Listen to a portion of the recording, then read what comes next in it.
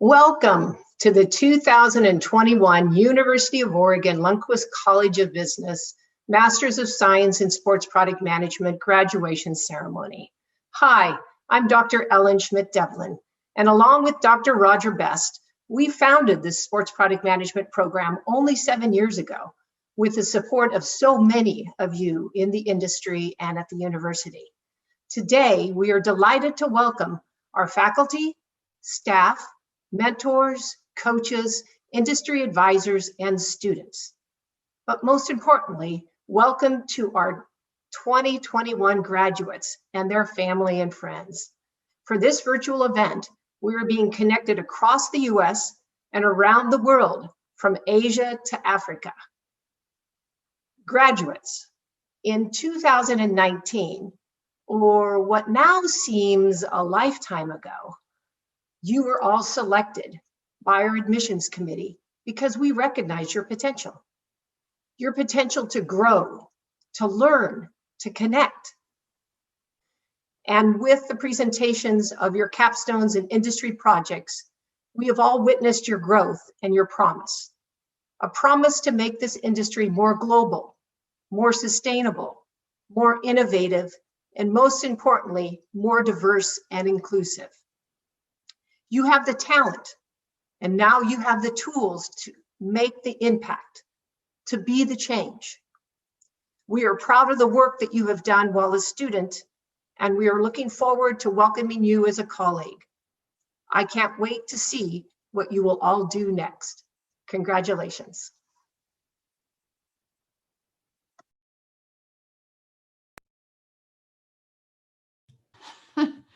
Hi, everyone.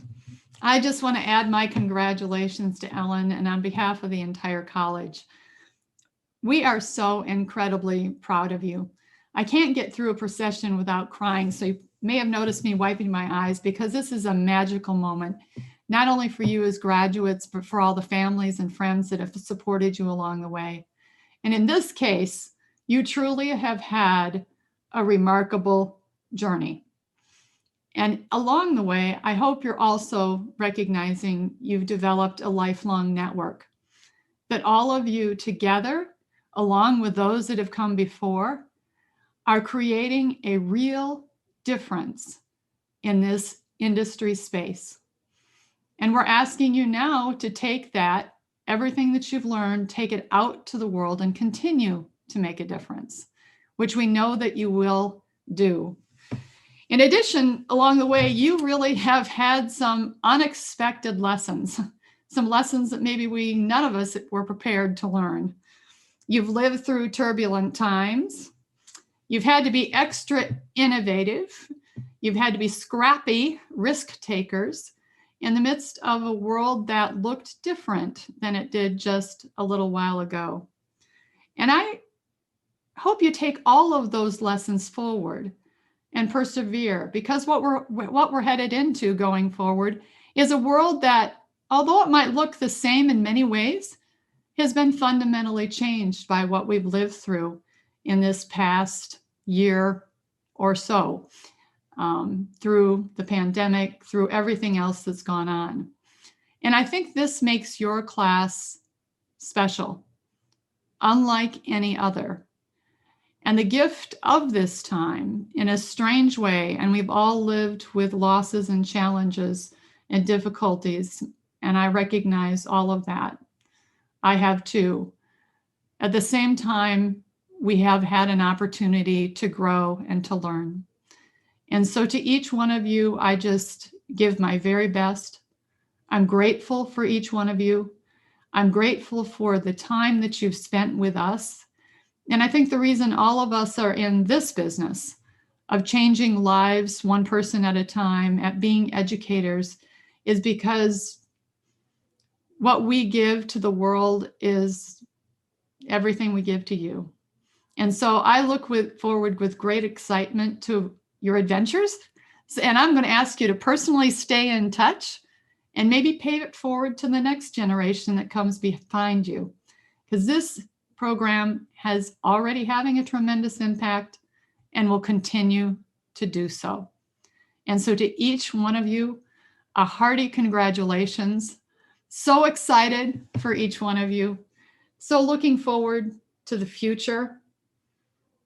And I wish you the very best. And thank you to all the family and friends that have supported these students. It's a long journey, a hard journey, and you make the difference. They couldn't have done it without you. So again, congratulations to all.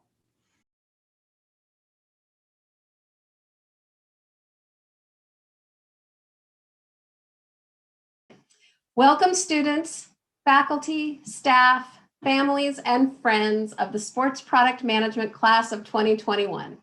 My name is Shelley Gourlay, and I'm honored to be the director of this program. Today, we celebrate the immense achievements of not one, but two classes of 2021. Both the 46 students of the Portland-based cohort, which is our 5th graduating class of SPM, and the 11 students of the very first online cohort who are located all over the United States. Today is a day of celebration. We are so proud of the work each and every one of these students have put into this fast-paced, rigorous, and diverse program. Throughout this commencement, we will celebrate the incredible achievements of many individuals and teams. Make no mistake though, every single student graduating today deserves recognition, congratulations, and most importantly, celebration. This would have been true even without the pandemic that has affected us all, but these students endured, persevered, and thrived through a year with challenges none of us could have imagined. They were separated from us and from one another. They struggled through tragedies and unrest in our community and around the country, and they witnessed the deep uncertainty and panic that engulfed our entire planet. And they kept moving forward. To say that we are proud is an understatement. Let's recognize the fortitude, commitment, and excellence of this graduating class.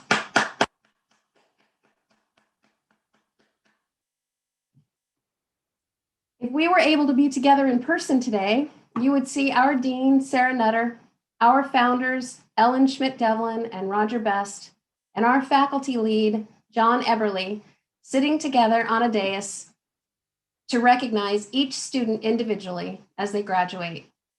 You would see the nearly 24 instructors who have taught these students, dressed in their commencement robes, to celebrate and stand together with these exceptional graduates. Students, let's take a moment to applaud those who have journeyed with you.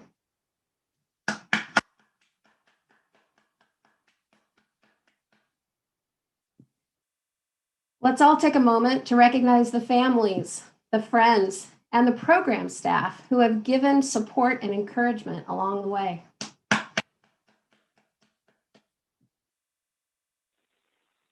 And finally, let's the advisors, mentors, and team coaches who have given selflessly of themselves to offer guidance, internships, projects, and recommendations to these students. And now, on with the celebration.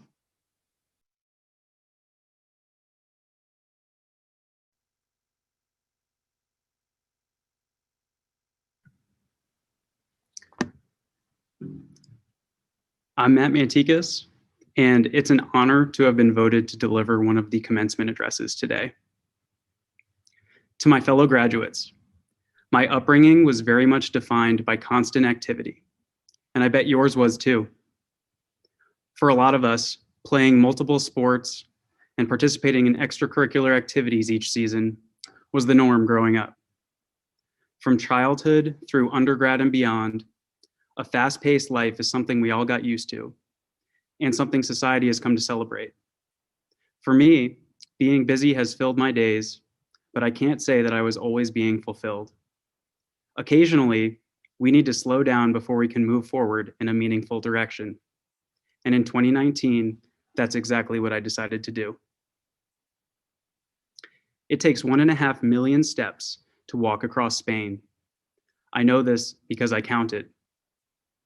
In June of 2019, I quit my job. I packed up the items on my desk, handed in my badge to my manager, and walked out of my prior workplace for the last time. The very next day, I boarded a plane to Europe with a few changes of clothes, some toiletries, and a notebook. I spent the next 37 days on the Camino de Santiago, walking almost 800 miles from the French border to Finisterre, the most western point of Spain. On the trail, life is simplified to the very basics.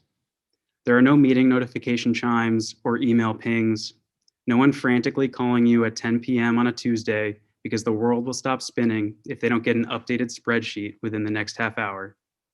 You just wake up, start walking, and find a place to sleep when you decide you've had enough for the day.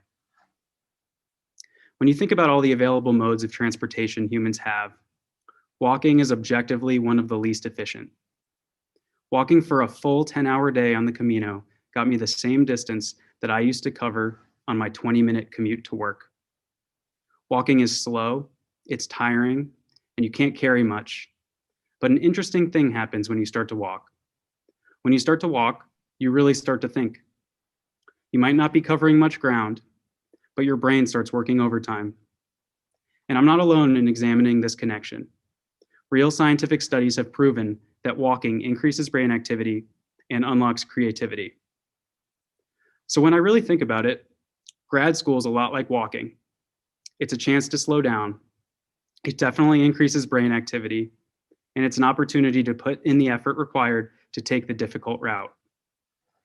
Like me, you all left good jobs, other career opportunities, and your comfort zone to come to Portland and invest in your future as a business professional. No one needs to go to grad school, just like no one needs to walk across an entire country. But sometimes we choose difficult journeys because we trust that we'll be different people by the time we get to the finish line. So here we are at this finish line.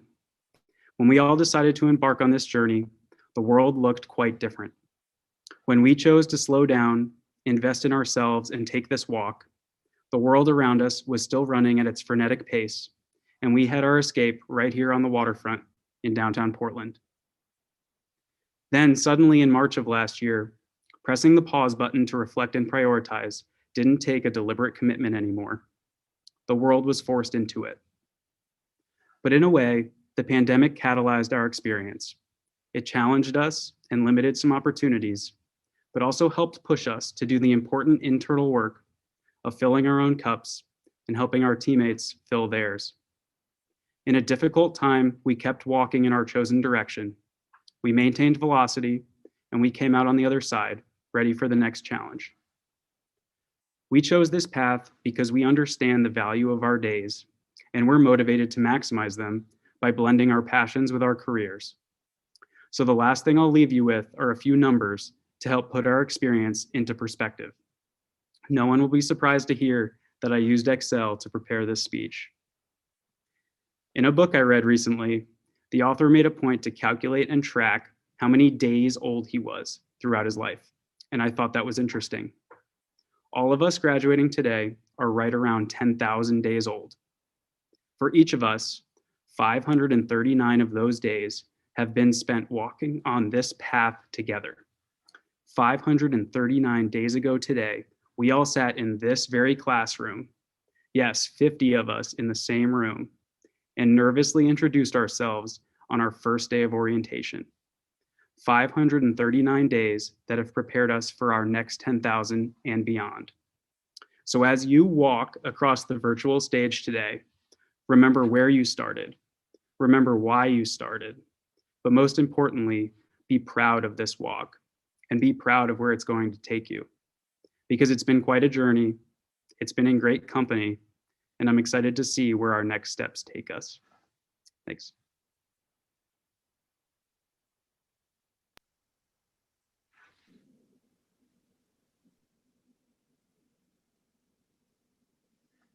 Hello, everyone. My name is Brady Rosiska, and today I have the pleasure of presenting the Faculty Award on behalf of the class of 2021. When I joined the Sports Product Management program 18 months ago, I had two main goals. First, I aim to gain a comprehensive understanding of the product creation process. During our time in the SPM program, we were blessed to learn from the industry's finest, each a leader in her and his respective fields. These instructors imparted with us the knowledge to help understand the product creation process and how we can apply this knowledge as we all start our journey into our respective professions. We learned about the different roles and skill sets each role required, and about how to engage with the athlete in creating innovative products. Over the course of 18 months, each professor helped guide us as we ideated on a problem, engaged with potential consumers, prototyped and developed a product, and even worked with overseas factories to bring these products to life. Each instructor collaboratively aided us in bringing to life our ideas and pushing those ideas further than we could have imagined by ourselves.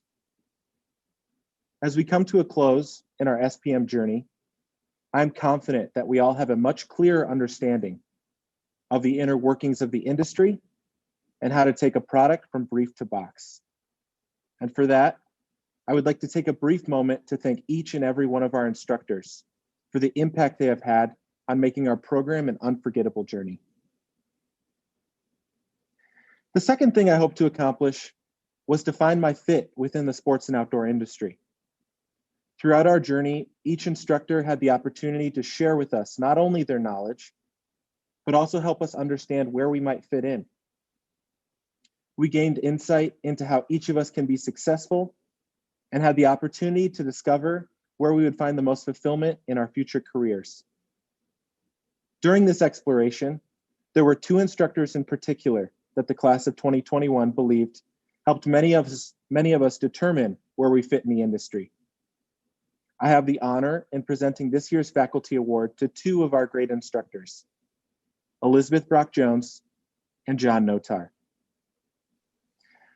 During our first term in the program, we had the opportunity to learn from the man who created many of the ways and workings of Nike as it is now. Notar was an amazing introduction into the program, and for a moment or two had me thinking I wanted to be a product line manager, which I know now definitely would have been the wrong fit for me. Notar taught me what it means to be a great PLM and how we can better engage with the athlete to discover how insights lead to innovation.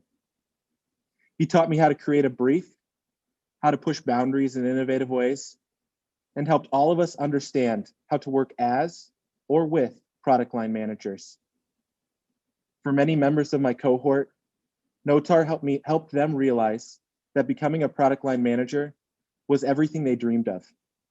They have found their fit in the industry, and for that, we thank you, Notar. During the second term in the program, Elizabeth Brock-Jones, better known as EBJ, helped me understand that great innovations only happen with the help of great developers. She instilled in us that the job of a developer is to bring a designer's idea to life and to never say no to an idea. Over the past term, I've had the amazing opportunity to TA for EBJ, learning more about her drive and passion for product, and she has become someone I look up to immensely. As Tinker Hatfield would say, a design without a great developer is just an art project. EBJ has showed me what it means to be a great developer. She helps bring some of the most innovative products on the planet to life and has shared with us the skill set needed to be a successful developer.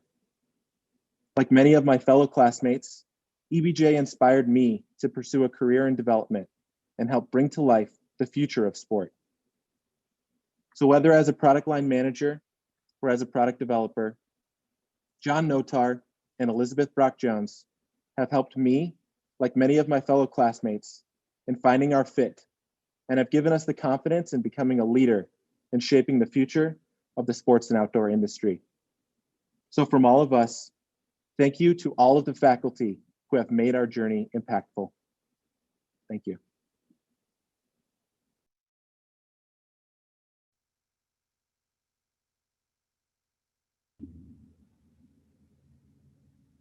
Hi, everyone.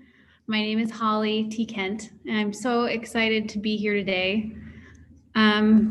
As most of you are well aware, and I'm sure I've reminded you a few times, I'm a little bit older than you, and I've been able to pull that card more than a few times to get out of doing anything remotely tech savvy. Just this past week, Colton, Geneva, Glenn, and Min were attempting to teach me about the TikTok, and just before this graduation, David helped me print this speech. It's all worked out really well thus far.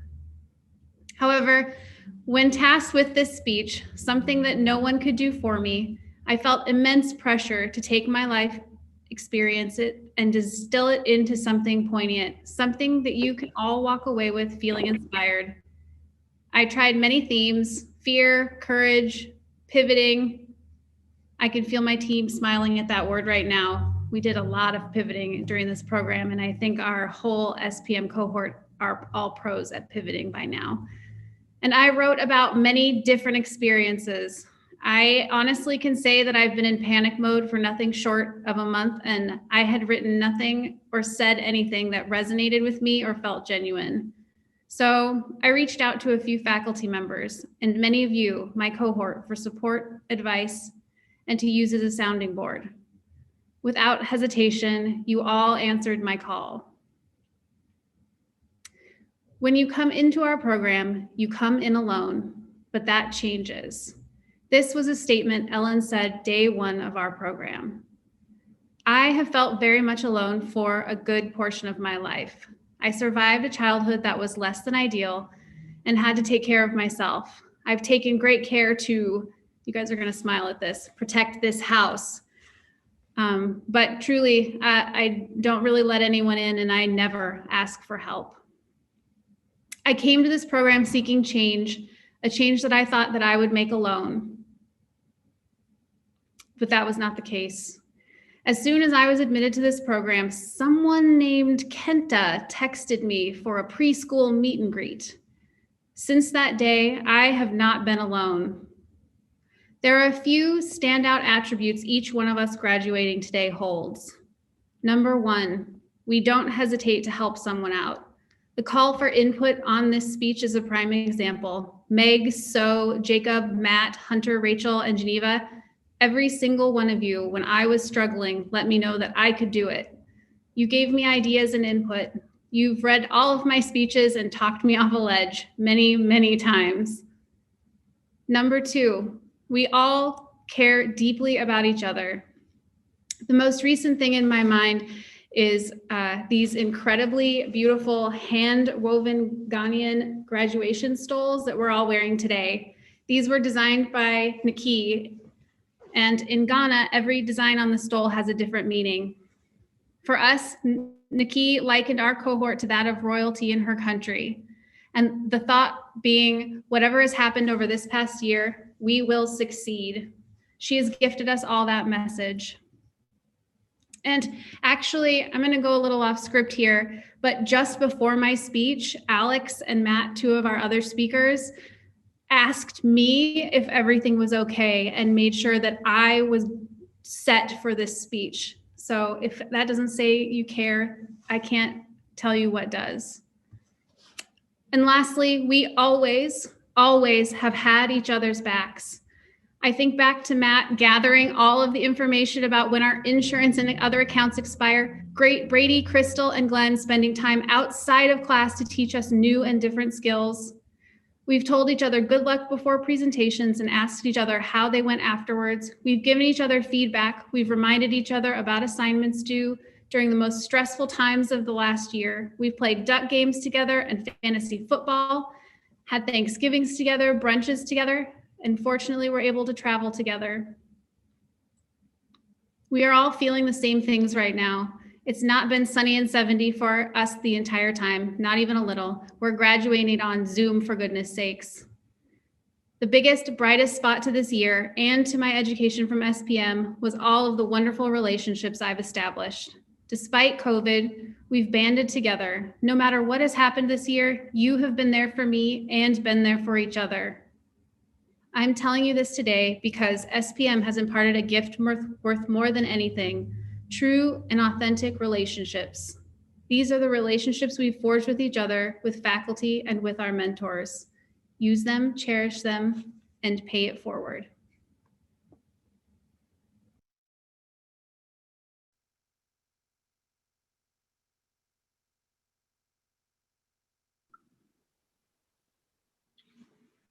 advisory board members, faculty and staff, family, friends, fellow classmates, good evening.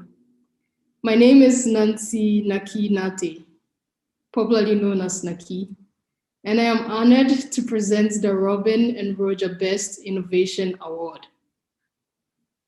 I started boarding school at the age of 6, not because I was stubborn and my parents wanted me away from home, but because one of the good schools deemed fit was approximately an hour's drive from my father's house. Even this good school did not have enough soccer balls, and owning one was a luxury. So we invented. We molded empty plastic sachet water bags, which are usually small rectangular shaped plastic bags, just about this size. We molded lots of these into round objects big enough to kick around. We were not moved by the existence of waste collectors or recycling agencies. To us, their largest competitor was our passion of playing the sport, even while walking back to the dorms after school. At that age, innovation was just a word we tried spelling out.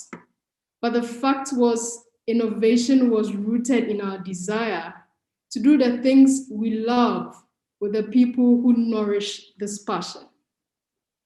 The evolution of soccer has seen the continent of Africa move from playing barefoot to playing in Adidas cleats, from playing on hand-dug pitches to playing on turfs.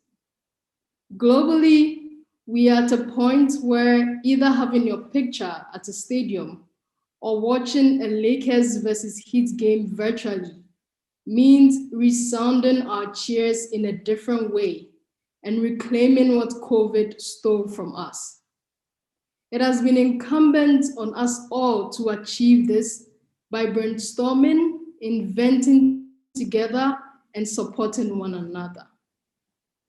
Years ago, young Roger working on a farm thought it was far-fetched to be a giant in the sports product space. With unflinching support from Robin, his biggest and most valuable voice in the background, a platform was established for passionate creators seeking to add incremental value to product creation with no boundaries. The Robin and Roger Best Innovation Award was founded on principles of creativity, self-motivation, support, and passion. It is also backed by the belief that real innovation without having a product experience is short of innovation. Hence, the award targets teams or individuals who have demonstrated uniqueness in problem identification, ideation, prototyping, and the whole product creation process.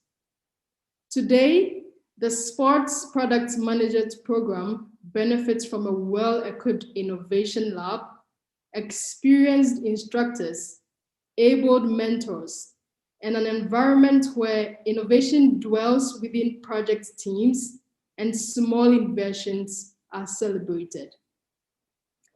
So as we wrap up our 18-month rewarding experience, Robin, Roger, and the entire faculty would like to celebrate 2 teams for creating, who have created outstanding products. Now to the winners. Drum roll. The first team identified that weightlifting belts on the markets are designed with only the male physique in mind and do not have offerings for females.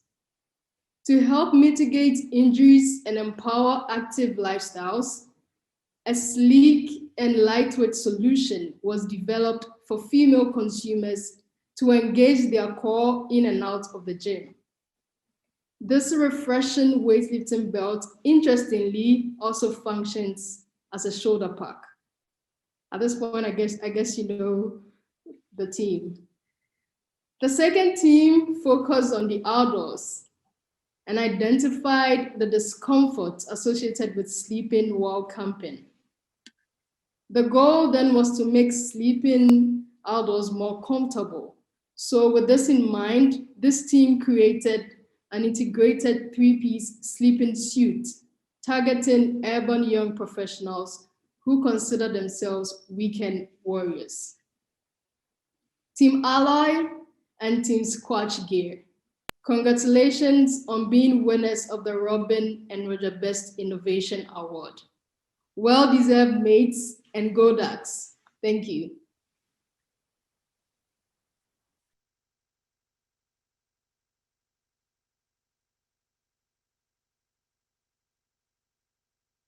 So the possible does not exist without the impossible. From the time we're born and through our childhood, we first have to be taught what's not possible just for our own safety.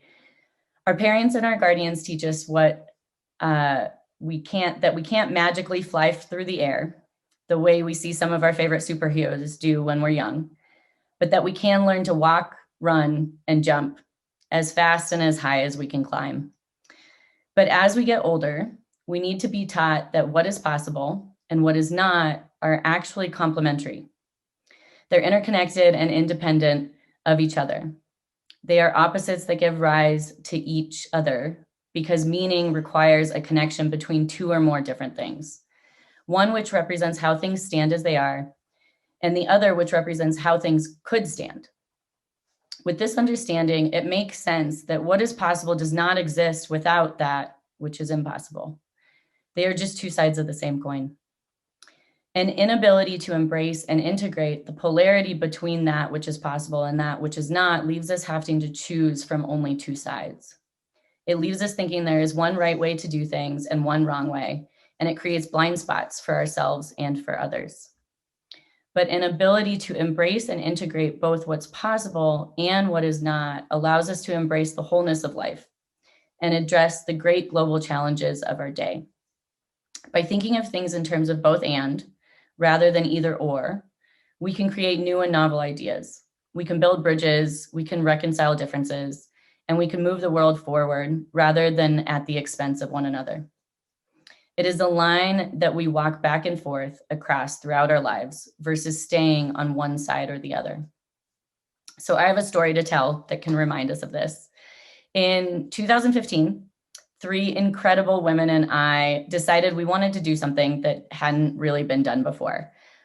We decided to try and skateboard along Pacific Coast Highway from Santa Barbara, California to the US-Mexico border, which is a little over 400 miles. So for any of you who have skateboarded out there or even just been on a skateboard, you might be able to imagine how absolutely ridiculous of an idea this is.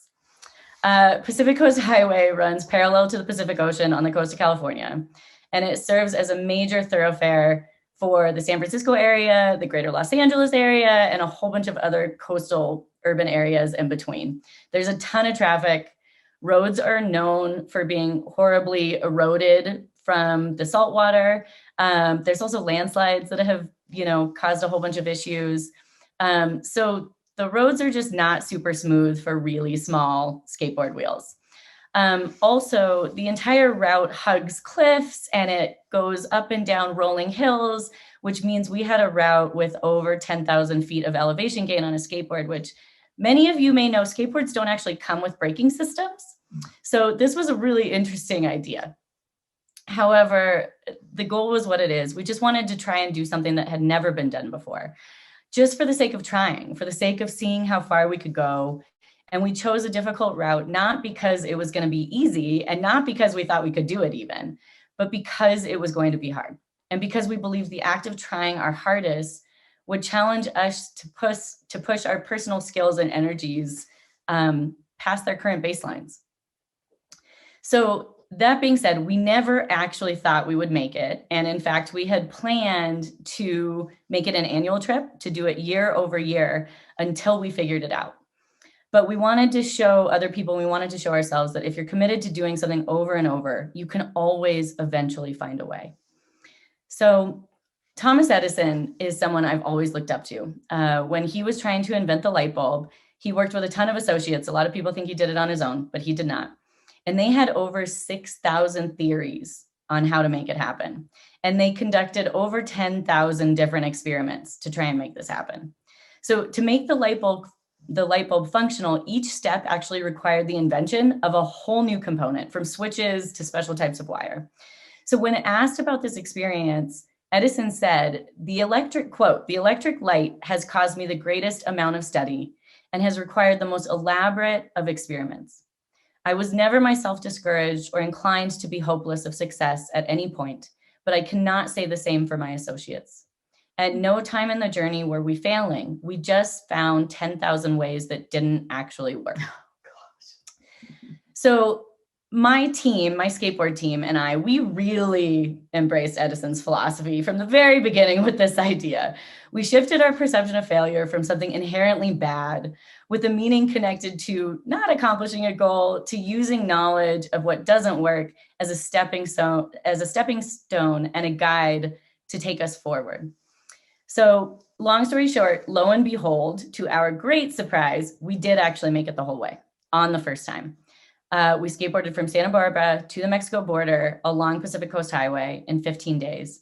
We had ups and downs emotionally, mentally, and physically. We suffered horrible lactic acid buildup. I can never say that right. As well in our muscles. We all cried many, many times, wanting so badly to give up at different points, just from like the vibration of your body. And one of us even had a broken arm along the way. But we did it, and we did it together. We all finished. We skated the entire way together, each of us pushing each other at different times when we needed it the most, and we believed in each other. And we planned, we fundraised, and we trained for nearly 9 months leading up to this trip. We worked so hard to do everything we could to succeed, even when we didn't think we were going to make it the first time. So backtrack before this trip started. About 3 weeks before the trip, I was in Southern California and I was scouting the route, and I was staying with my father, who lived in Orange County at the time. And one day he asked me if he could take me out to dinner. And I assumed this was going to be a bit of a celebratory event because this was the first time he had kind of seen how hard we were working. And as soon as we sat down at the table, he looked me straight in the eye and he said to me, "Carissa, you need to quit. This trip is a pipe dream. It's not possible. You're going to hurt yourself. You're going to fail, and you're leading these women to failure. And you just need to accept that this is a bad idea, and you need to quit before you fail in the public eye." And I remember sitting there thinking to myself, holy cow. Bet you guys are glad I didn't curse just then. This is really important. This is exactly why we're doing this. We're doing this because we want to change people's perception of failure from something that is intrinsically unacceptable to a view that failure is simply just a series of steps to something new, and that doing something that has never been done before just isn't possible without trial and error. As I said before, my team and I didn't actually think we were going to make it. So when my dad said this, I didn't think he was wrong. I thought he was right. And it's that we wanted to do something in spite of the likelihood of failure. We wanted to do it not because it was going to be easy, but because it was going to be hard. Because we believed the act of trying anyway would challenge us to push our skills and energies farther than our current abilities. So when we made it to the US-Mexico border, my father, who I love dearly, by the way, I hope I didn't paint a horrible picture of him because he's wonderful, said to me, "Aren't you glad I get to told you? You get to say, I told you so. Aren't you glad you get to say, I told you so?" And I looked at him with tears in my eyes, both from the accomplishment and from the connection that we have. And I said, "No, Dad, I wish I could have said my father was my biggest inspiration." And he looked at me and said, I know, I get it now. And we embraced for a very long time.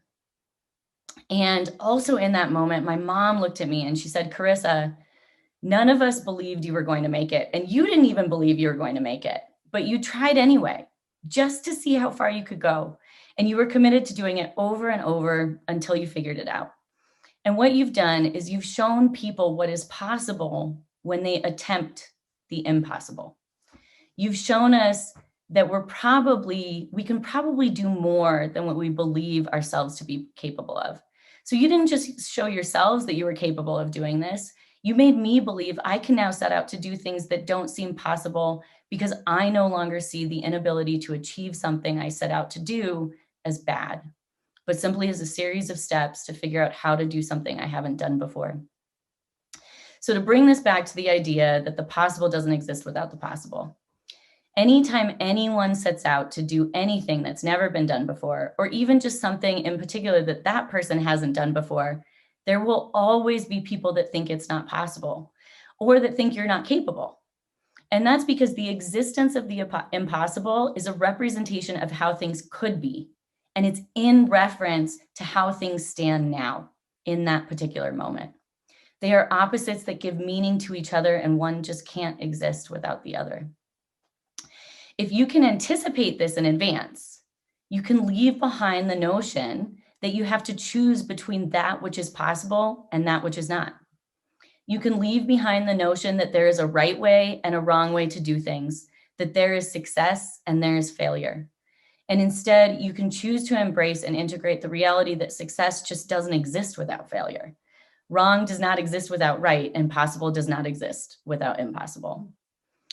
So in this way, whatever you want to call them, I don't have a good name, but the naysayers, the pessimists, the poo-pooers, whatever, they actually give meaning and purpose, like real meaning and purpose to whatever it is that you are setting out to do.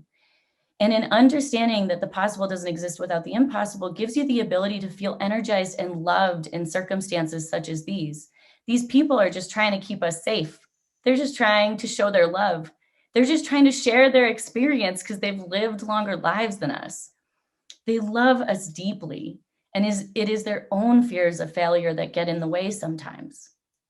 So this view also affords the ability to share your successes with those who may not have been able to see the forest for the trees. You don't have to see it as a horrible thing or anything that holds you back, but rather as love and something energizing that moves you forward. So Shelley mentioned it earlier, but in case any of you didn't hear it, for those of you who may not know, there are 2 cohorts graduating today. One is the on-site cohort and the other is the online cohort, which I am a part of the online cohort.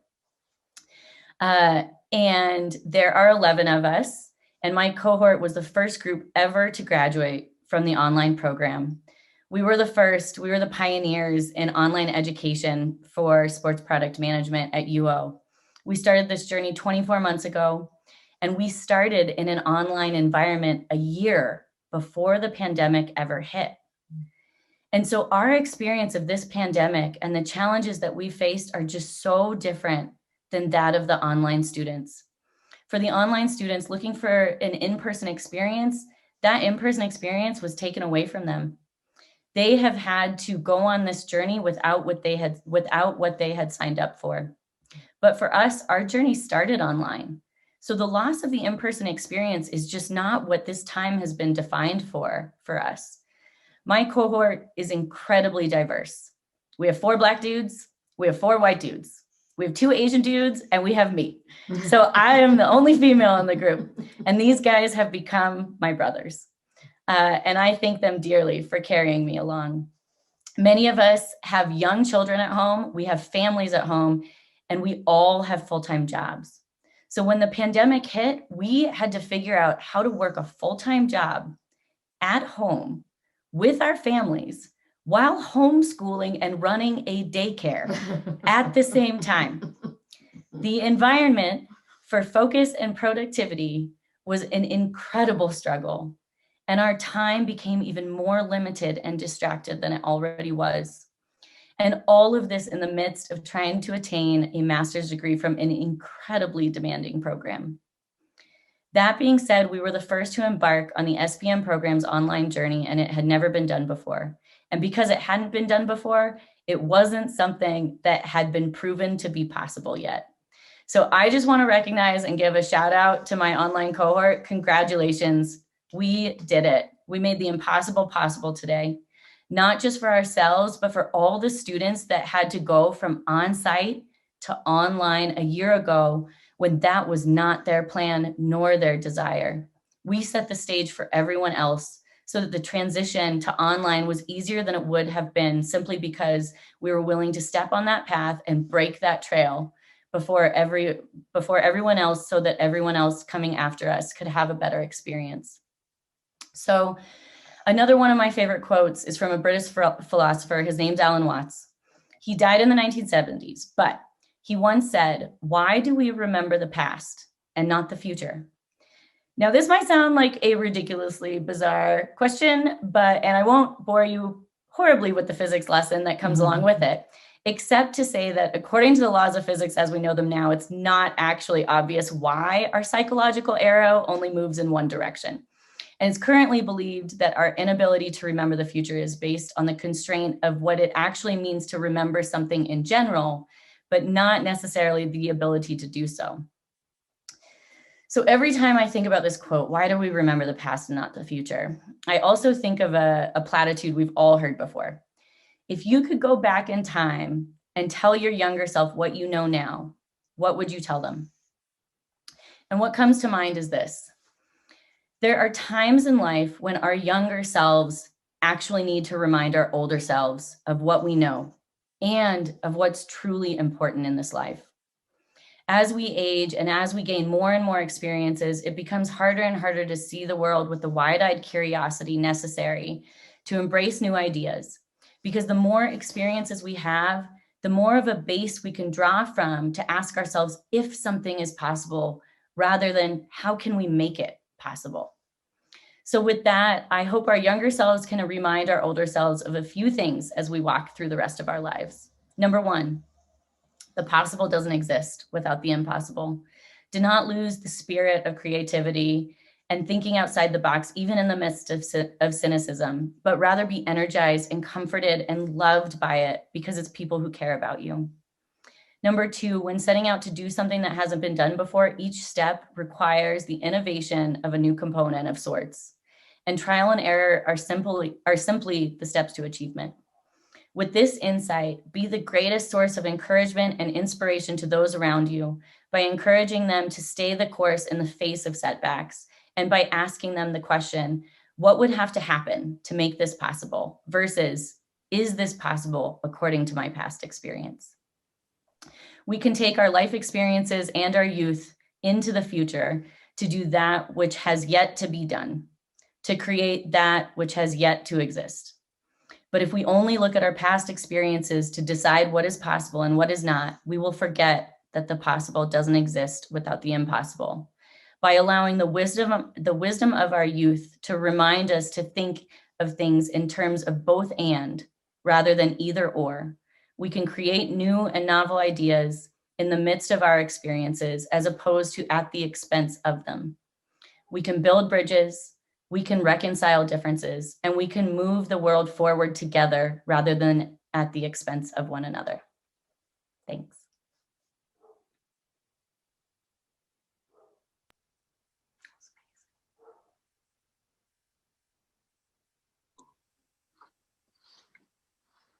Welcome, everyone, and thank you all for being here. My name is Maddie Harper, and I'm here today to introduce the Nancy and Dave Patrone Award for Entrepreneurship to 2 of our 12 amazing product teams. For me, entrepreneurship has always been this very vague idea that I didn't really understand. Before SPM, I worked with some small businesses in Chicago and Portland and learned of their entrepreneurial journeys that started back in the 80s.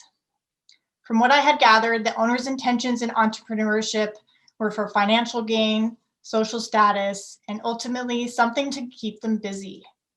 Seeing this highly individualistic side of entrepreneurship, I was discouraged with the possibility of becoming an entrepreneur myself.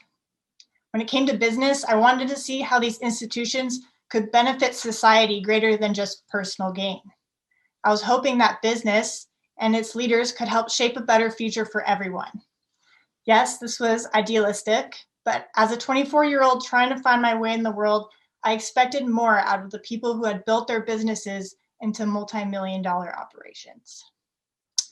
Coming to SPM, I was in search of a different perspective, a view of entrepreneurship that aligned with my young idealism. I had the chance to talk to Dave Patrone, an entrepreneur in real estate financing, a part-time soccer coach for his grandkids, and a U of O alumni. I wanted to understand his motives and priorities as an entrepreneur. Before starting his company, there was a period of time when he didn't know what to do next in his career. And in order to resolve this, he rented an executive suite hotel room, bought an easy chair, a big bowl of licorice, and he locked himself in and stayed there for a week brainstorming. He came out with a vision of a new company that could lead the industry in service. For him, it wasn't about trying to find a next financial opportunity. He wanted to build a company that was better for him, his employees, and his clients than he had seen previously. His values-focused leadership propelled his new company to be an industry leader. In many ways, the recipients of this award went through an entrepreneurial process a lot like Dave's, just without the executive suite and bowl of licorice. Like Dave, their motivations were focused solely on improving the lives of their consumers and communities in a way that had yet to be seen in their own professional lives. Thinking about building a new product became difficult for all of our teams when COVID hit last year. It was a huge challenge for all of us, but the motivations and goals did not change for these students. Despite interruptions and restrictions, these groups were not afraid to think critically about their projects to resolve industry problems. In each class, their values-driven approach prioritized community building, authenticity, sustainability, and representation with their consumers. The work of these teams has taught me that building a business can be much more than just making money, but something that can create real change in the way we interact with others and how we as individuals live in this world. Our first recipient's approach to building a product and developing research for a largely ignored consumer is truly groundbreaking and an inspiration for all entrepreneurs. This team has introduced a modern, data-focused approach to designing a female-specific snowboard, which can form a new resource for improving women's products of all sports for the future. We would like to congratulate Torlo, led by Carissa Bisnar, as our first recipient of the Entrepreneurship Award. We want to recognize all of your hard work for improving the lives of female athletes with this project. The next team has taken their idea and made a product that could remake the footwear industry for the future to improve the lives of skateboarders, their communities, and the environment. Friction Skate Co.'s product, the Coefficient, is a skateboarding shoe designed to resist high wear, and its 50-50 buyback program will ultimately reduce the amount of shoes a skateboarder has to throw away as part of the sport. Friction was the first SPM team in history to receive 10 physical salesman samples of a shoe. As a part of this team, I am so honored to be giving this award to my very good friends and teammates, Friction Skate Co., Kenta Araki, Naki Nartif, Mike Love, Tyler Tasso, Jake Dixon, and Maddie Harper. Let's go, Friction! Yay! Way to go!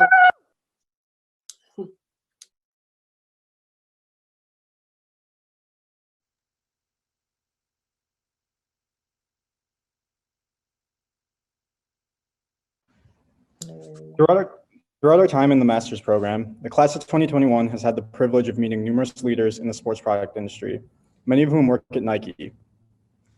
Before their presentations, they would start out with a video, preceded by the statement of, "At Nike, we like to start our presentations with a video." Therefore, I'd like to start my speech with a video.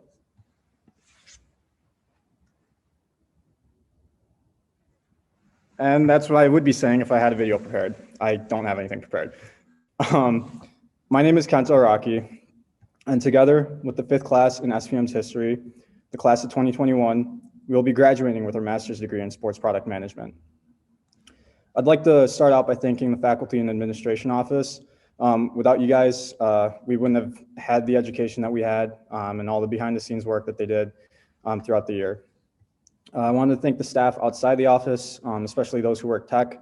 We wouldn't have the last 3 terms of school if it wasn't for you guys.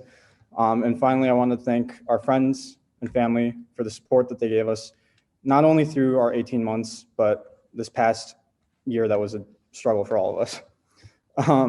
After my 18 months here, I can say with confidence that we learned a lot from an academic perspective.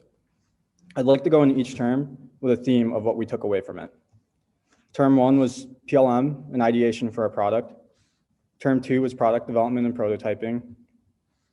Term 3 was marketing and innovating on how to get around the boredom that we experienced during quarantine. Term 4, Zoom fatigue finally begins to set in. Term 5, Zoom fatigue fully sets in and we start job hunting. So there's that. On a real note, we did learn a lot from each term, and I'm thankful that we get to walk away with a wealth of knowledge that we will take with us into the industry. However, I think there's something more important that we walk away with here, and that is each other. No, not from a professional networking sense, but rather an SPM family made up of lifelong friends that we have made during our time in the program. To me, relationships with others have always been an important factor in my life, and I attribute this to an epiphany I had in 2018. After years of preparation from Michigan State, go green, I applied to 6 physical therapy schools, all carefully selected based on an average GPA, a decent GRE score, and a ton of hours from volunteering. After applying, I thought I would at least get into one of them, but unfortunately I was rejected from every single one. I also went through my own personal struggles, and my mental health took a toll. I definitely had to seek some professional help. In this moment, I can easily say that I had hit an all-time low. However, as if they knew, when I needed my friends and family the most, they extended a hand, reaching out to help, and slowly helped me pick the pieces back up. They checked in on me to see how I was doing. I reached out to them for professional advice, and we made up for lost time by hanging out. Anyway, in this moment, I not only realized the importance of having a support system, but also the importance of being there for others. And that's why the support system that we developed within the class of 2021 means so much to me. After this epiphany, and with the help of everyone around me, I slowly started to see a path in life. This path led me to looking for other master's programs, and in doing so, I found SPM. When I accepted my admittance into this program, I did so because I was sure that this would be my first step into the industry of my dreams. However, I was terrified. Coming out here, I was worried about uprooting my life in Michigan and sowing the seeds for a new future here in Oregon. Would I meet new friends? Would I like the program? Was the risk even worth it? I wouldn't get my answer until 18 months later, but this is the conclusion I've come to. The class of 2021, rather, the family that makes up the class of 2021, may not be the smartest or the most innovative class. And I say this purely out of respect for the other classes, those that came before us and those that come after us. However, we are the most resilient class. 2020 was full of many obstacles and challenges that many of us were dealing with for the first time. We leaned on each other, we spent time with each other, and through the friendships built, we picked each other back up. I'd like to say thank you to the class of 2021. As we close this chapter in our book of life, we have each other to look to after graduation, not only professionally, but personally as well. I know I'm gonna look to my teammates from Friction, my roommates, Trevor and Isaiah, and our honorary roommate, Jesse, and the other friends that I've made in the class of 2021. Finally, I end with this parting message. Although the importance of academics and our professional lives cannot be forgotten, sometimes there are other things in life that are more important. The relationships that we've built during our time here, both inside and outside the classroom, will last a lifetime. And I am eternally grateful for that. We can move forward in life knowing that no matter what, we will have each other to lean on in our times of need. We will have each other to look to for advice. And we will have each other to celebrate the victories in life. Today, let's celebrate those victories. Congratulations to the class of 2021. Let's pave the way for an innovative future in sports product industry. And Go Dogs.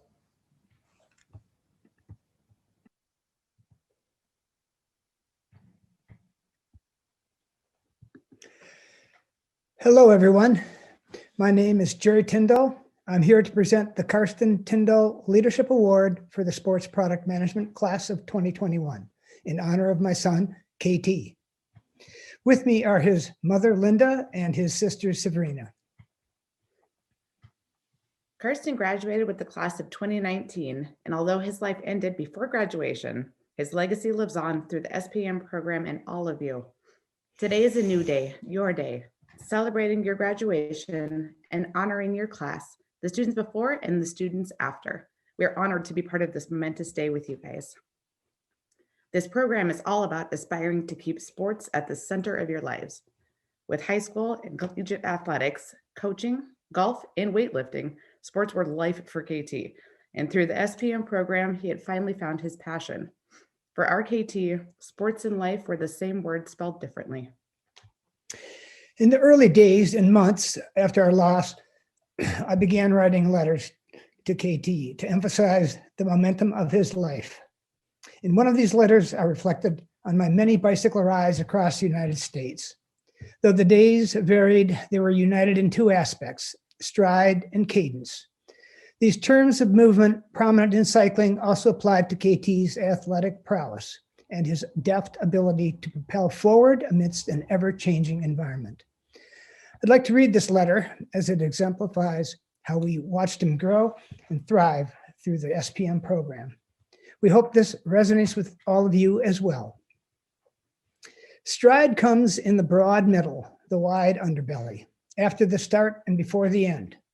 No one begins with stride, it just develops, sometimes. To hit stride is all about getting free. Stride takes practice, rehearsal, practice. It is time spent performing and is all about motion. But it's elusive, it slides in and eventually slides away. But when it's there, wow, look out. Cadence is pace, sustainable, smooth, rhythmic. Cadence can't really be established until stride takes hold. My cadence was measured in footsteps and RPMs. Your cadence was measured in a sequence of plays, additions of weights, configurations of teams, or accumulation of points. Cadence is the comfort of continuance. It lasts and eventually dissipates, but not until satisfaction is present, distance achieved for me, or outcomes attained for you. In the sports product management program and in your internship, you achieved stride and were about to achieve cadence. Your stride was established near the beginning of the program with some small, initial, uncertain stutter steps that quickly broadened. You barely touched the ground, much like middle distance runners. Your cadence was just beginning to show in the spring and summer. The rhythm of sequence, events, outcomes, interludes, and cycles that were still taking shape. Your cadence was emerging in your understanding of the industry as it played out with people and products, sports and life. Karsten was a force of nature. His infectious smile and spirit brightened our world. The SPM program truly taught KT to harness his gifts, use his avid listening skills and quiet nature of unconditional acceptance of others to become a leader, always moving forward. The class of 2021 has nominated the person who most exemplifies these qualities. The 2021 Karsten Tyndall Leadership Award goes to Maddie Harper. Congratulations. Congratulations.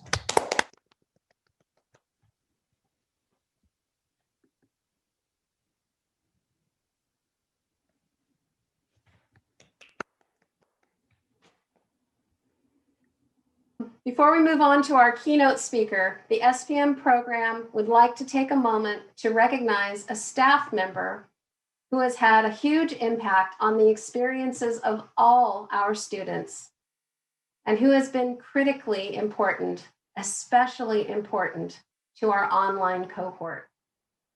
It takes a great deal of knowledge, patience, and generosity to manage instruction via Zoom and other online platforms.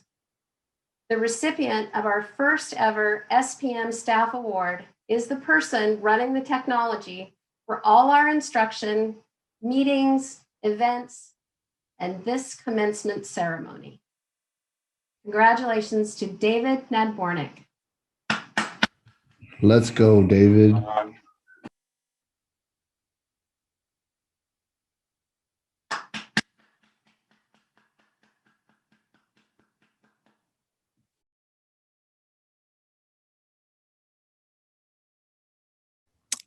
Good evening. My name is Alex Grant, and I'm excited to stand here before you today. Maybe some of you will be able to relate to my story, but up until this point in my life, I told myself I was doing what I was supposed to do. I was doing the right thing, and I thought I was on the right path.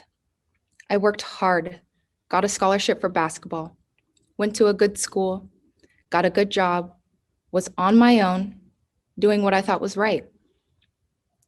I was essentially just checking the box, when in reality, I was the furthest thing away from what my right was. I have spent most of my 20s in search of fulfillment, finding my passion, or finding that one thing to live for, only to find out that in order to ignite that flame and unlock my true potential, I needed to change my focus. The SPM program was a much-needed pit stop on my journey to find that one thing. I was unsure what would be at the end of this experience, but I was sure of one thing. I was here for a reason and that I had to trust the process. During my time at SPM, I had the privilege of connecting with Wilson Smith. When it comes to the footwear industry, Wilson is the OG of OGs. Within his 37 years at Nike, Wilson has worked on endless projects, such as designing the Nike Air Up Tempos, and working alongside some of the greatest athletes of our time, like Michael Jordan and Serena Williams. He has received many awards, but most importantly, he has received an award for being the first African-American designer in the footwear industry. And although Wilson's achievements are extraordinary, that is not what sets him apart. It is his undeniable desire to serve, uplift, and coach, giving back to those like myself who follow in his footsteps. During my short time knowing Wilson, he has taught me that with anything I do, I need to remember 3 key things. To number 1, just be myself and to be real. Number 2, be adaptive. And lastly, but most importantly, to be grateful. I learned that the journey was not about checking the box. It was more about being present in the actual journey, and to be able to do that, I had to give all parts of myself during the process. I can confirm that I am still on that journey. I feel very fortunate to have had Wilson as my mentor throughout this program. With his help, I now feel that I am closer to finding that one thing, and it's just a little bit more clear, and I have him to thank for that. So I leave you with this. Remember, authenticity is key. Approach everything you do with empathy, and always be thankful.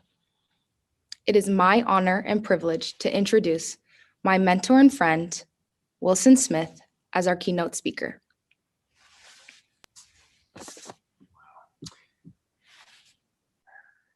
Thank you so much, Alex. I salute you and your outstanding career that awaits you. And that was I'm feeling kind of touched by what you said. Thank you so much. But U of O Sports Product Management, Lundquist College of Business, graduating class of 2021, I consider it one of my greatest honors to share with you this commencement afternoon. And I'm actually going to share my screen here. To everyone here, congratulations. In life, you have a few major significant markers that you can look back on as a pivotal or transitional. This is certainly one of them. Again, you can put a stone down and say, thus far, I've made it to this significant graduate degree in this career of great passion. On this significant day, it's my honor to share with you 3 ideas that have been helpful to me and I hope will speak to you. As you've chosen to make your mark in this incredible industry, I challenge you to be yourself. 19th century playwright Oscar Wilde said, "Be yourself. Everyone else is already taken."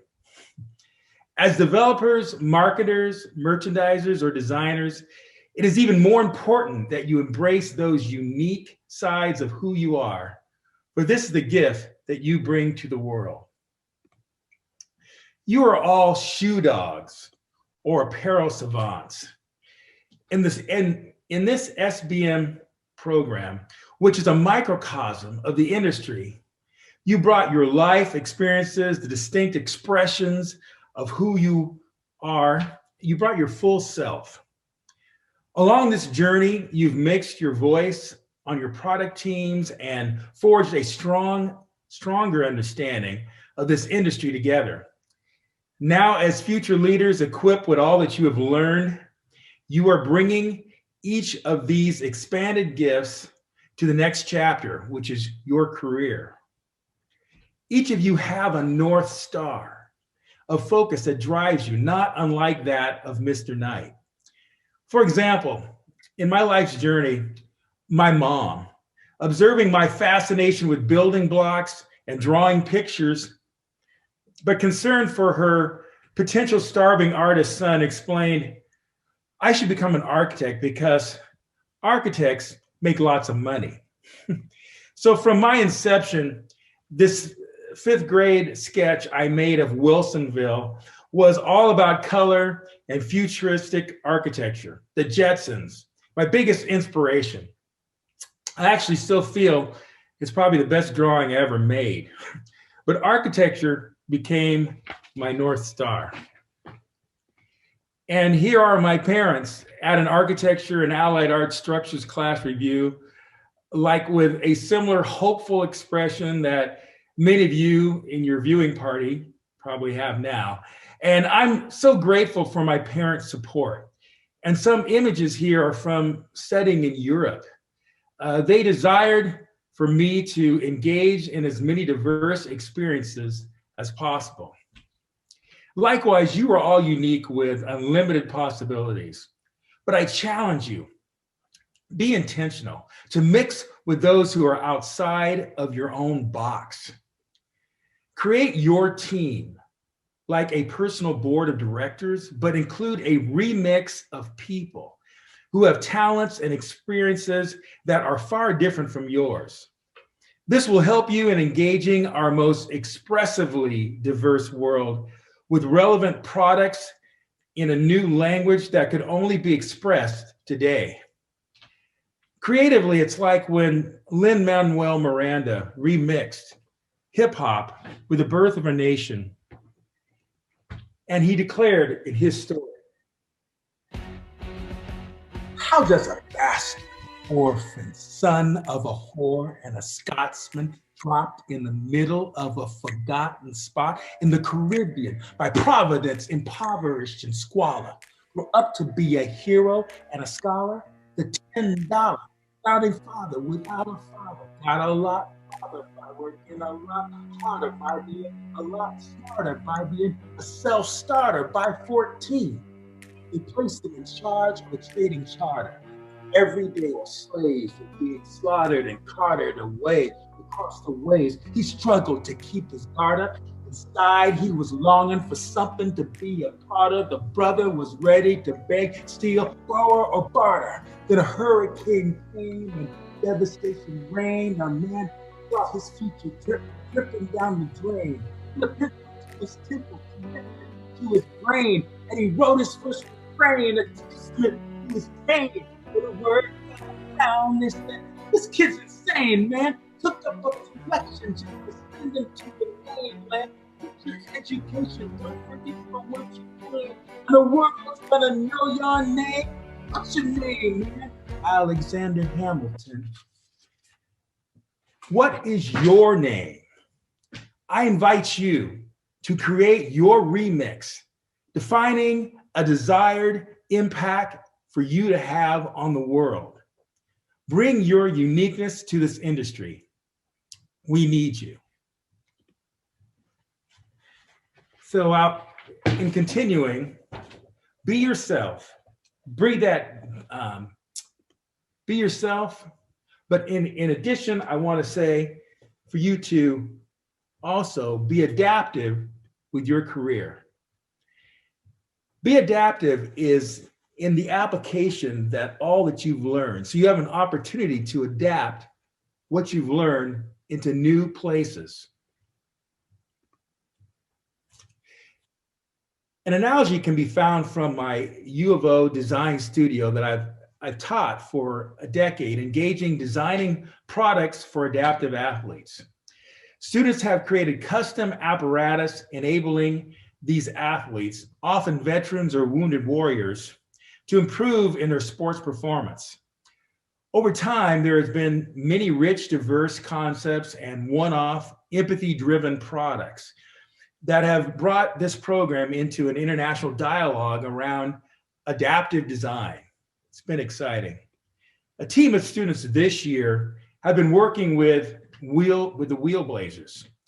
And student Bradley Merkel made this observation of his athlete, Dale's hands on the left, which would usually be engaged in the strategies of the game of basketball, but were instead getting beat up like his feet would while wheeling around without any shoe-like protection.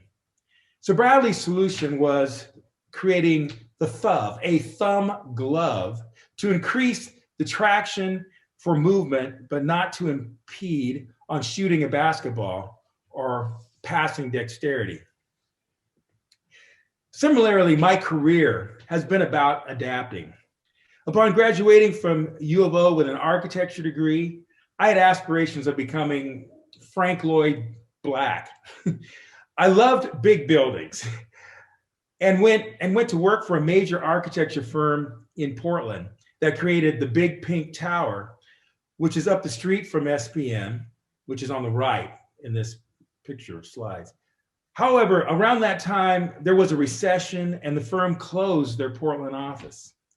I soon saw a different trajectory of my architectural goals, and I had to adapt. An opportunity arose for me to work as a corporate space planner, interior store designer for a company called Nike. I had to adjust my architectural North Star vision and adapt to something different. For example, in these images on the left, the three images are from the Westwood store, which was in Los Angeles at the same time as the 1984 Olympics. And we would make brand statements. Literally, this was a swoosh comes crashing from outer space, that came crashing from outer space. And what happened was, in '84, right after I'd been hired, one of my first jobs was on the odd day that it would rain in Los Angeles, water would come trickling down the swoosh into the store. And so I had to design a gutter for the swoosh. That was my big job. It was pretty exciting.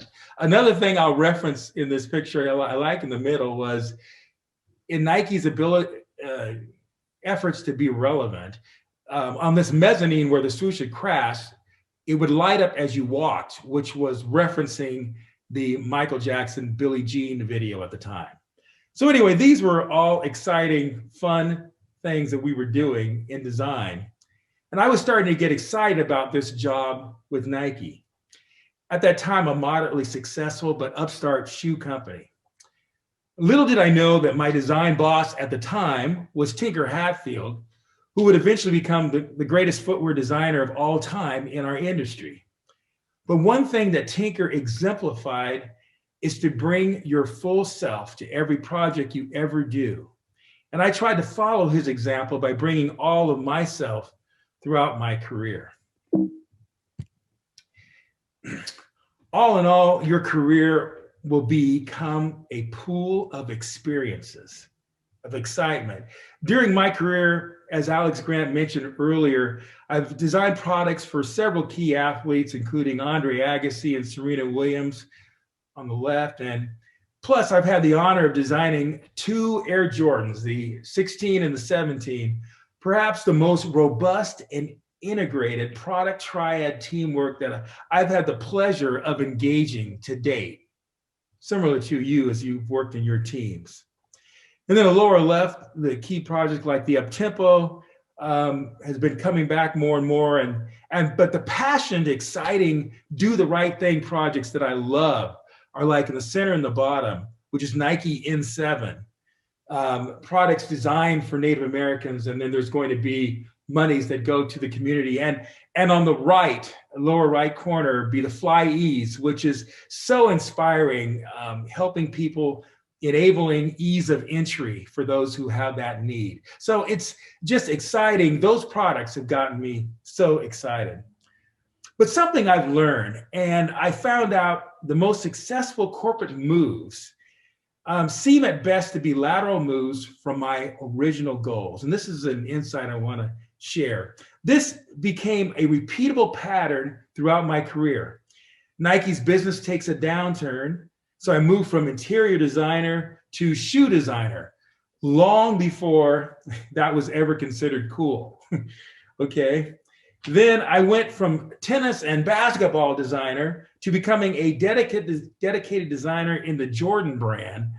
And that was when we didn't do new brands very well. It was our first launching of the Jordan brand. So we're going to see. Then I moved laterally. Once Jordan became a success, I moved laterally from Jordan back to tennis. And then we signed Serena Williams. Though it looked as if I was climbing down the ladder of success, the rung I consistently landed on would blast me off. I would adapt and be taken to a higher level. So again, be yourself, be adaptive. And the third thing I'll say is to be grateful.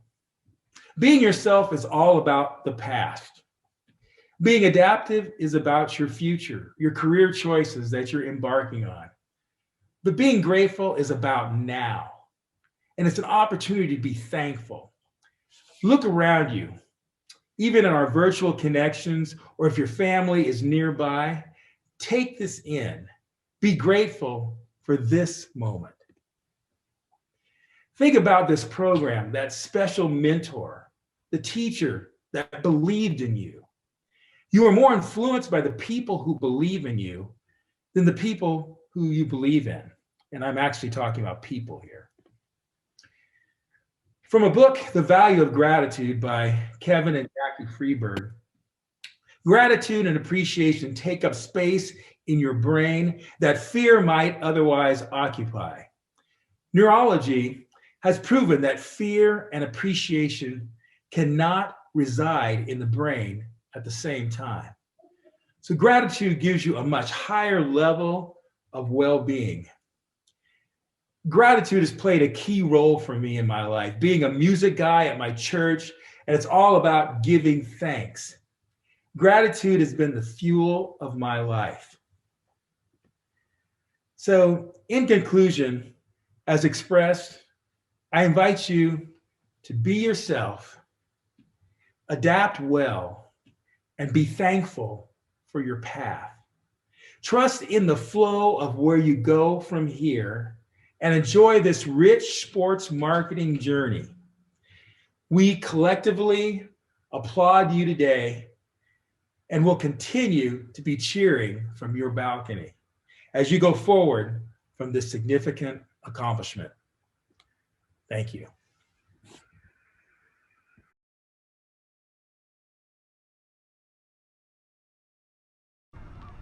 Nicholas Albenga, hooded by Linda and Louis Albenga. Congratulations, Nick. Congratulations. Congratulations, sweetheart. We're very proud of you. Love you. Louisa Alstott, hooded by Kate Mountain. Kenta Araki, hooded by Isaiah Welkley.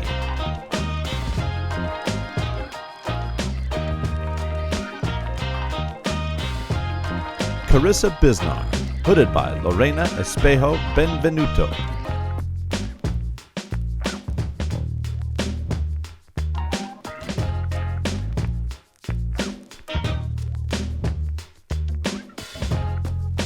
Cale Brown, hooded by Royce St. Savage Brown.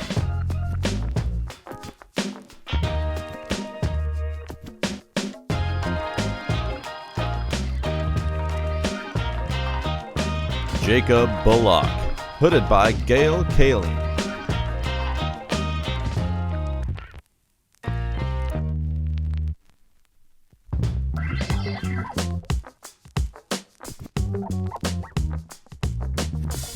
Preston Case, hooded by Caitlin Case.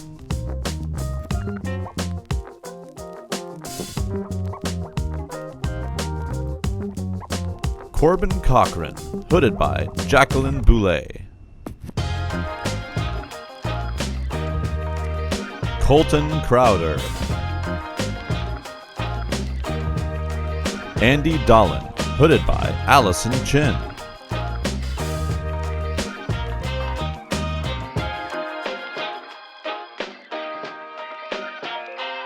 Jacob Dixon, hooded by Nori Ronaldo.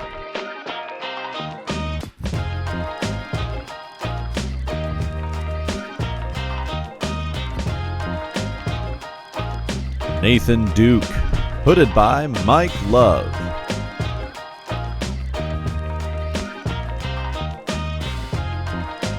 Kevin Dunn II, hooded by Karina Cortez.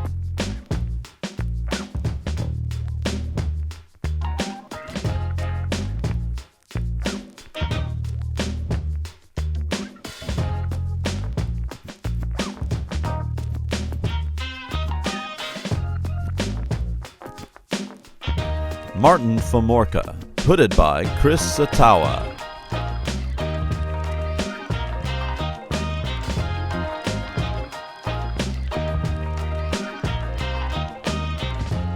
Paul Fewell, hooded by Brittany Fewell.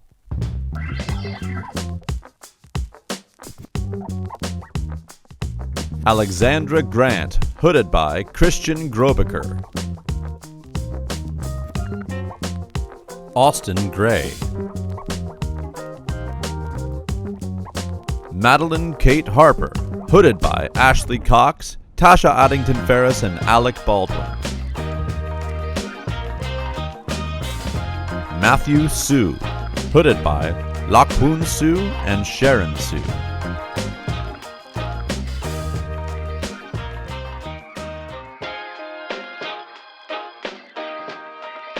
Baron Huang, hooded by Angela Yang.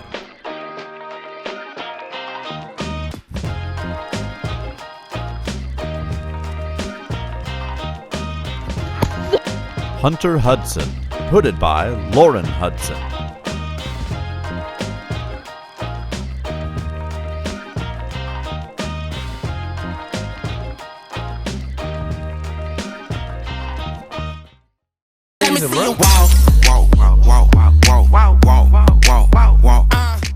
Rachel Johnson, hooded by Vita Comer. Troy June, hooded by Mackenzie June.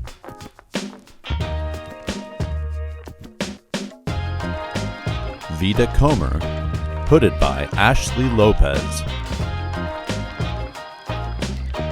Glenn Kugelman, hooded by his entire family.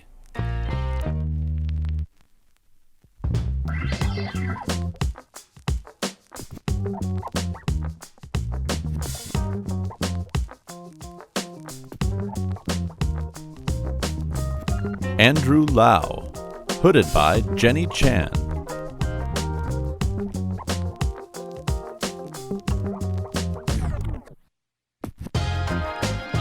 Mike Liu, hooded by Iris Liu.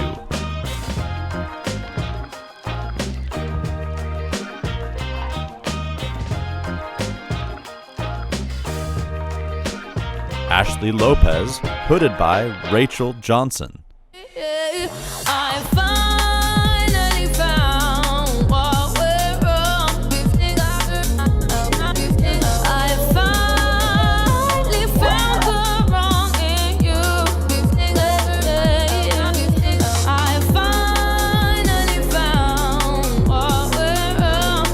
Mike Love, hooded by Nathan Duke.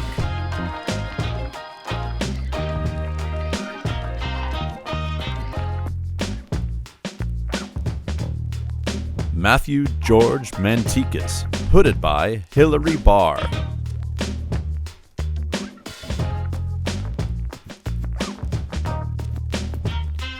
Nancy Narki Narte, hooded by Madeline Harper and Crystal Yen.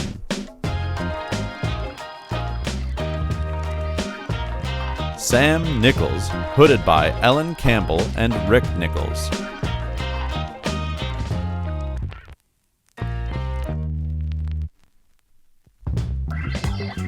David Nicholson, hooded by Nathan Duke.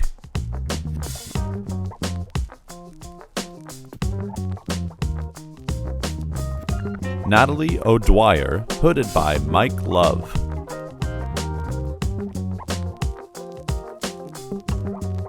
Charlie Obermiller, hooded by Rachel Johnson.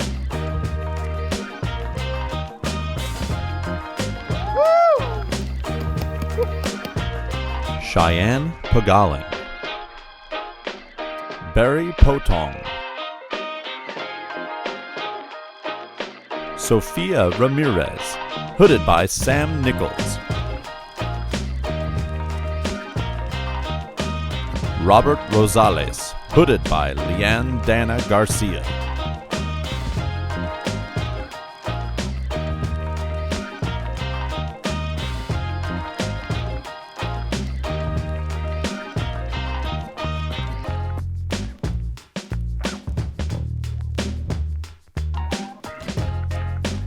Brady Ruziska, hooded by Kayla Ruziska.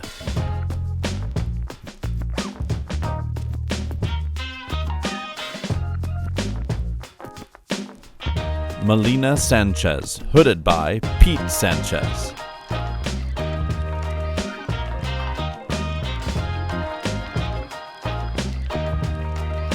Jesse Salingo, hooded by Trevor Smith.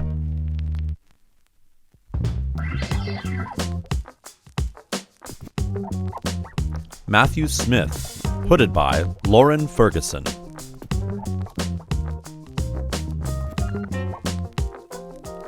Trevor Smith, hooded by Kenta Araki.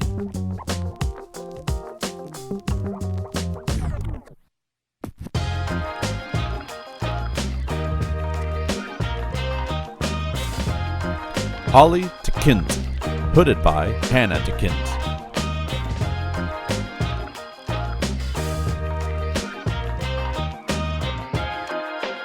Tyler Tasso, hooded by Kylie Tasso.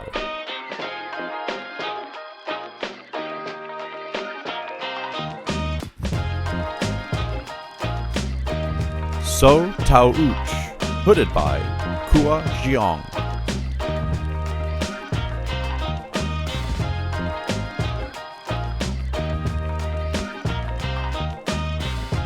Matt Taylor, hooded by Shawnell Taylor.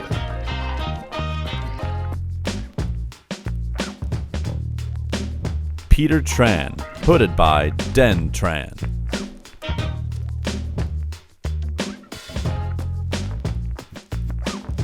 Ella Verhees, hooded by Nash Howe.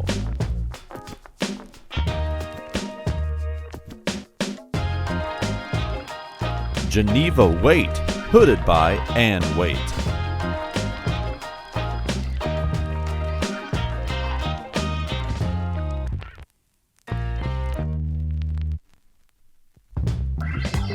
Isaiah Stephen Welkley, hooded by Trevor Smith.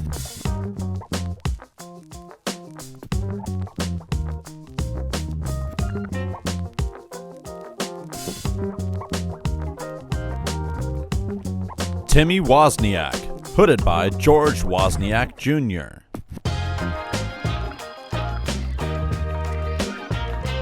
Ashley Wright, hooded by Catherine Wright. Angela Yang, hooded by Min Yang.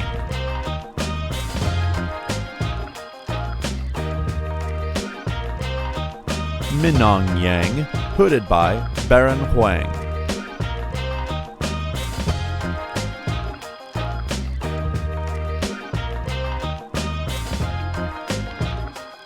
Crystal Ye, hooded by Akash Upreti.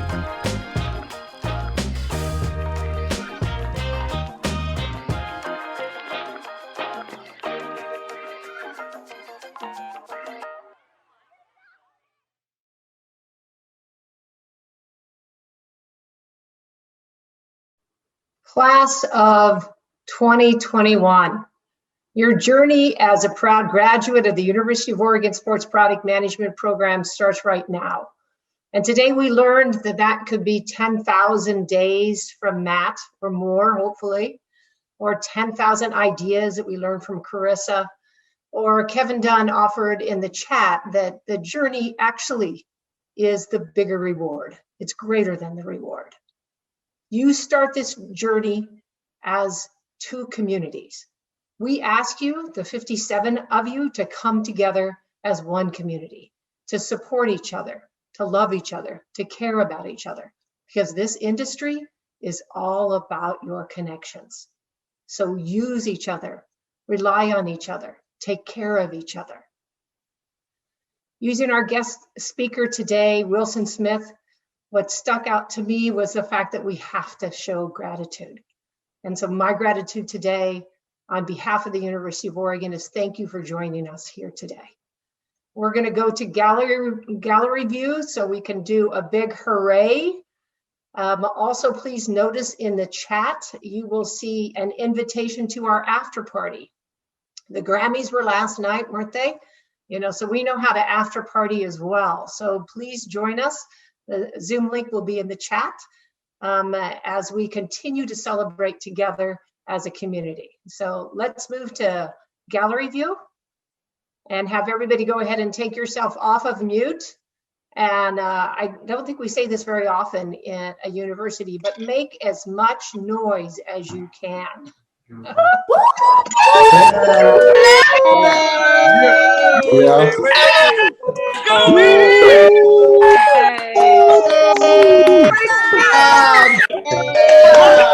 Go, buddy. I'm super proud of you. Good job. Kiss.